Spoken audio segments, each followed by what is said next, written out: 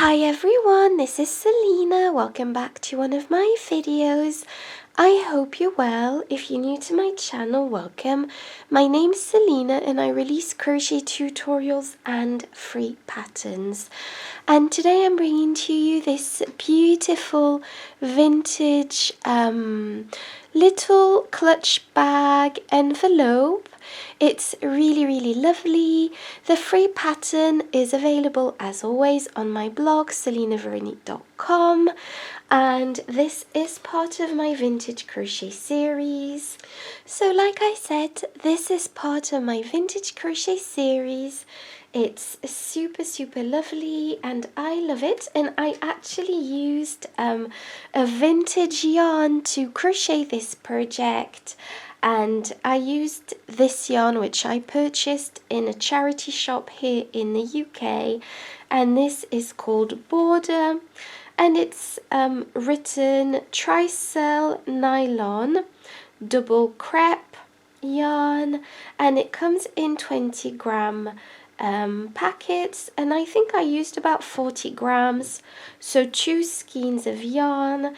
And it's so interesting because this yarn is made in England and it was actually made in Newcastle upon Tyne. So I really love this little detail, and this shade is called Rose Pink.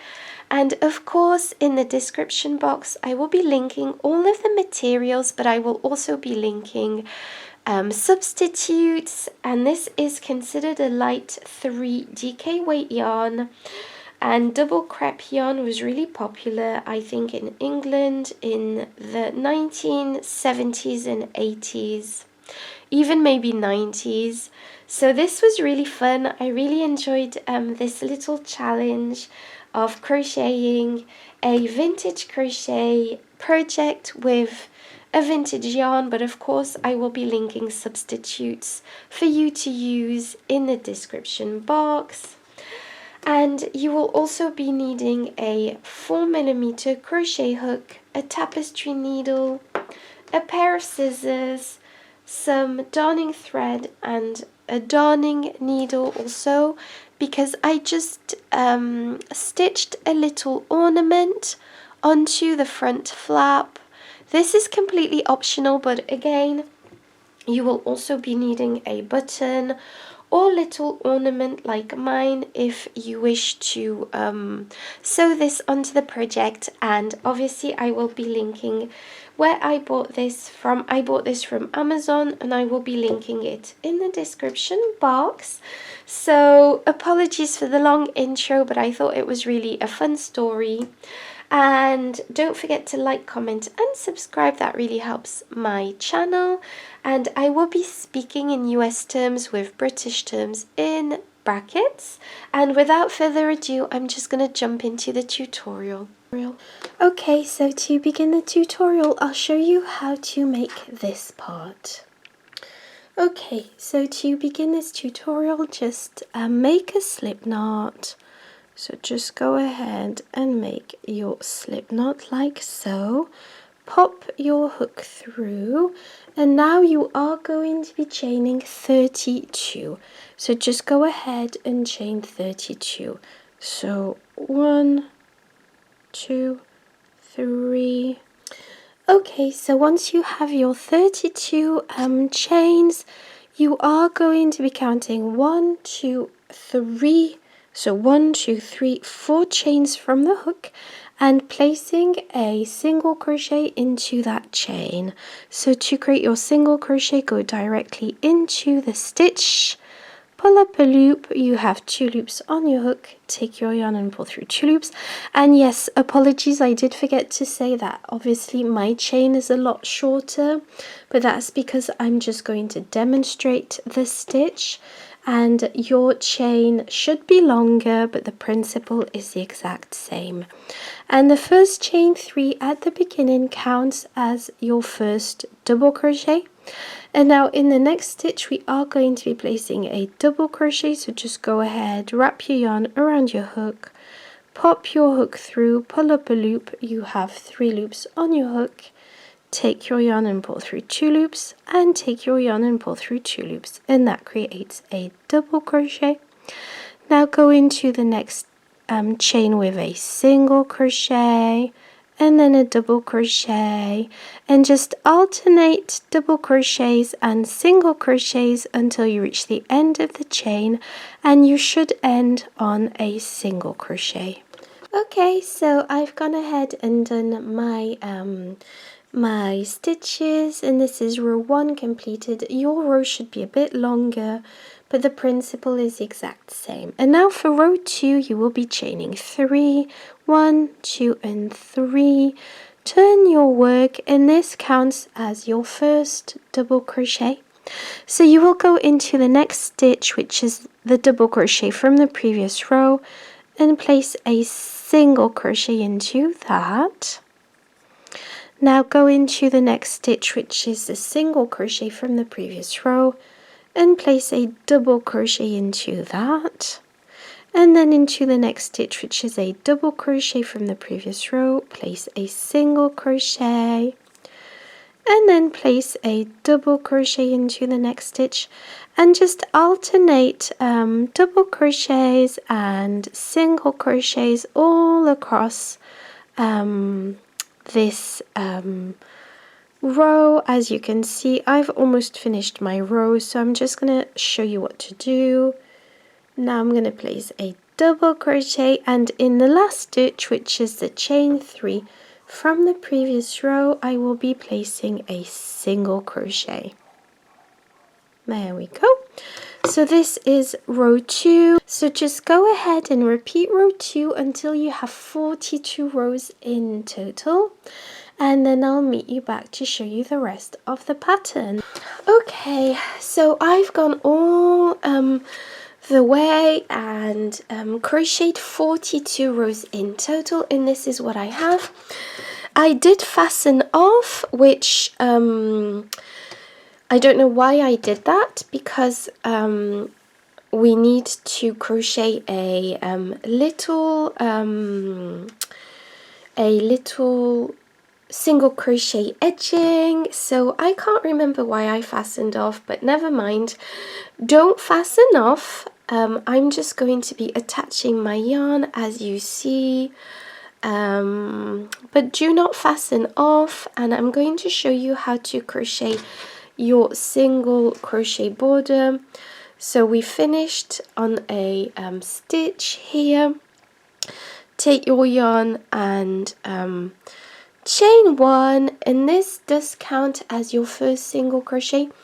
I will be going all across this side, and then this side, and then the other side, and then up again. So this is what we are going to be doing, placing single crochets. And I deliberately started with this side because this is the wrong side of the stitches, and there is no specific stitch into which you will be you will have to place your single crochet, so just make sure that you place them evenly across this row edge.